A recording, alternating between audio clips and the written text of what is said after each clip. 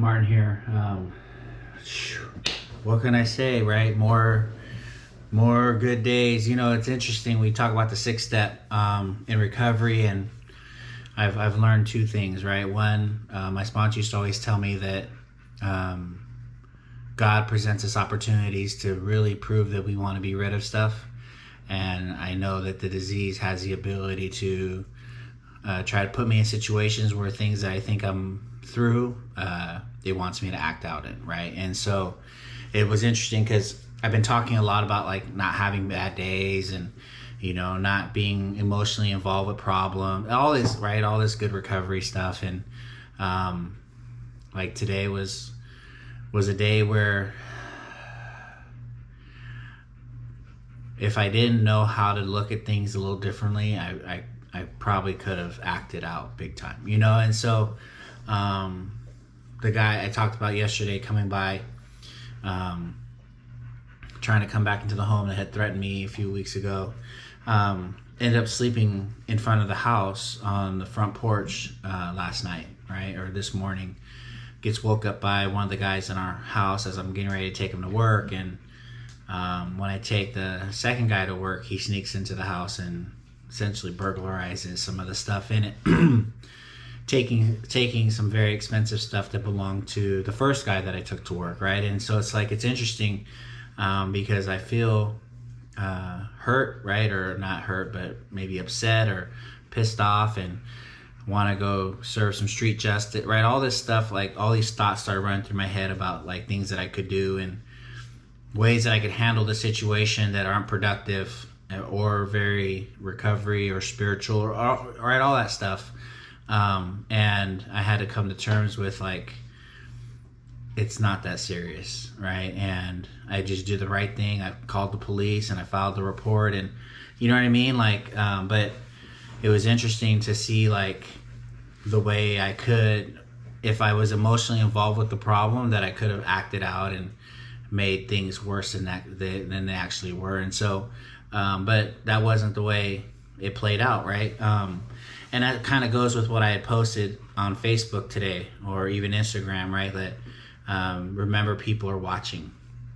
You know, the little tag that I had put is that they're looking for hope, or they're looking for you to fill. And I 100% believe that to be true, right? That you have both people watching you.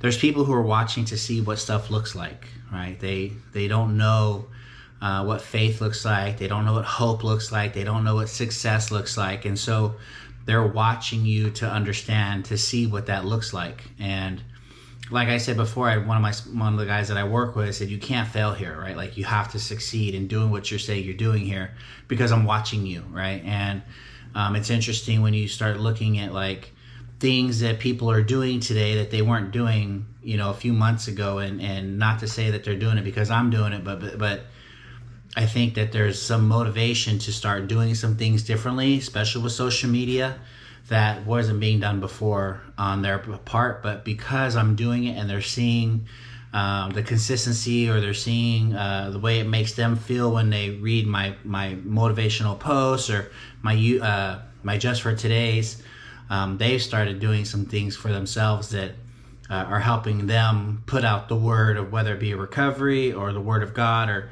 you know, something that they weren't doing before. And so like people are watching, right? My kids watch, my grandkids watch, right? And I'm not talking about like watching the YouTube channel, but they watch the way that I live, right? The guys in my home watch the way that I live. The guys that I sponsor, they watch the way that I live, right? And I tell people to watch, right? Not necessarily me, but watch the people that they want in their life, right? Because you want to make sure that the people who are helping you or guiding you or giving suggestions to you can live what they say, right? Or at least that they have good information to be able to share with you. And if they don't know how to live it, they may not have it to share, right? Because if I don't have it to give, I don't know how to do it. And so part of it is, how do I watch the people that I surround myself with? And they watch the things that I teach and the way that I live it out, right? And like the biggest thing I always say is, put your shopping cart back, right? Don't be lazy, right? There's lots of things that go into just putting the shopping cart back, because I'm being respectful of other people, right? People aren't paid to run around the parking lot to pick up my shopping cart because I'm too lazy to walk it back to the place that it goes. They're paid to go get the shopping carts out of the shopping cart little holders. And so like I have to determine if I'm so lazy that I just want to push it next to my car onto the little center aisle or whatever, and make it more difficult, not only for me, but for the people who are parking, right? I hate when I see an open parking spot and I go to park in it and all of a sudden there's a shopping cart halfway in it and I can't park there.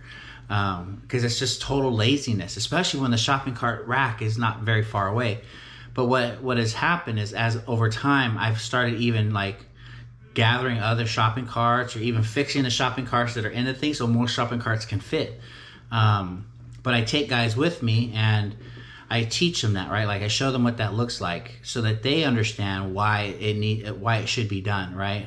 Because part of it is I'm trying to change my thought process about things. I'm trying to change that I'm a lazy fool and a lazy bum with certain things in my life. And part of it is I have to find something that I don't want to do regularly that I do, and I make it a part of who I am. But people need to know what it looks like, right? For me not to panic, or for me not to stress out, or for me not to get anxiety or become depressed when things happen, but watch the way spiritual principles or my faith takes over and keeps me moving in the direction that I need to go, or becoming the person that I need to be, right? And so it's like, but there's also those people who are watching for the opposite, right? They're watching for failure. And I usually talk about this more in the sense of Christianity, right? When you start to promote God and start to speak a lot about God, and maybe even become like a Jesus, what we would call a Jesus freak, right? You're always talking about God, and there's people who are watching you to point out the moments that you're not acting like you're a Christian. And they want to be like, ha, I told you you couldn't do this, or ha, I told you you were fake, or whatever it is. And they sometimes do it with recovery, right? Recovery people do it too. Like there's just this jealousy that exists, even though the literature tells us that we shouldn't have jealousy or be in competition with each other, that ultimately what matters is that we help the still suffering addict, right? But in the same way, like we still have to help the still suffering sinner, and people who, and this is typically people who are not in the church, that want to try to expose the church as though it's like a fake or a fraud, or God isn't real, or he's not powerful, whatever their issue is. They're looking to expose you by watching you and the way you live and the things you do and the ways you talk and the way you handle situations.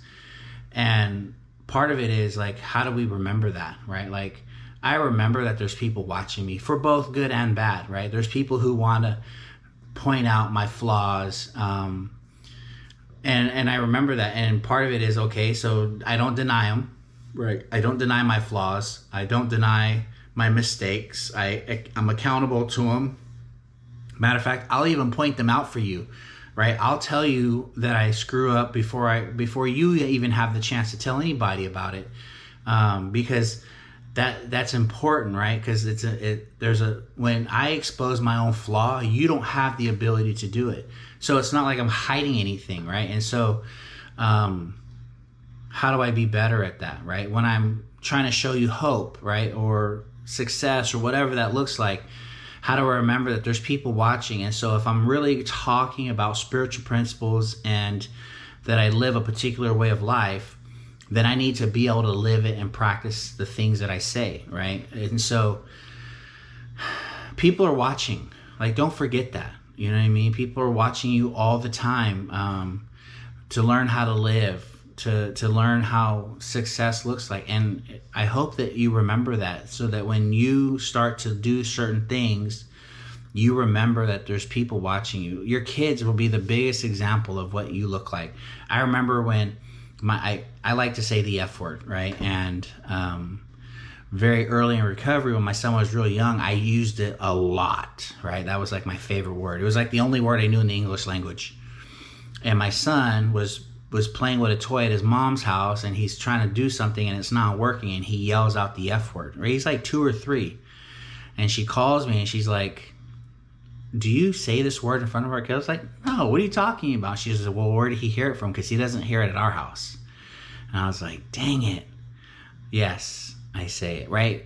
I had to own up to saying that in such a way that my son, who's listening and watching me, started to say those same things. And when you start to watch your kids and you start to see characteristics that look like you, and they start, because they're watching us, right? They're watching their parents or their role models, their examples of what it looks like to live, and how do we live better, right? And that's the question that I always have to ask myself is, how do I get better so that the people who are watching can keep watching? Like, I love people watching me. I do. Like, especially when I'm in the gym, I show out, right? Like, you want to watch me? I'm gonna lift big weight and I'm gonna do the deal. And so I'm just that guy, right? Like, when I know people are watching me, like I wanna do fantastic.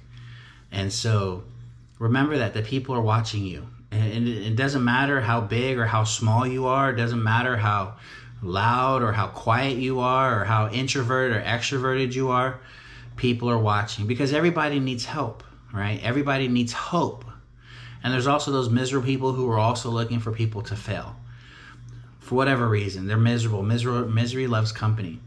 And so I want to encourage you that when you realize that people are watching you, to be mindful of it and make decisions that you can own, right? That's why I tell the guys that I work with, like, own your stuff, right? If you're gonna do something, own it, right? If you're gonna commit a crime, own it, right? Own it. And if you gotta do time, go do it, right? Like, we own the choices we make today. We don't run from them. We don't lie about them. No, like, own your stuff. So live however you want to. That's what I tell you want to do. Handle your business, but own it at the end of the day, that you are totally okay with the result that you're going to get. So I don't know if anybody's told you today, but God loves you and so do I. I hope you have a great day and God bless you.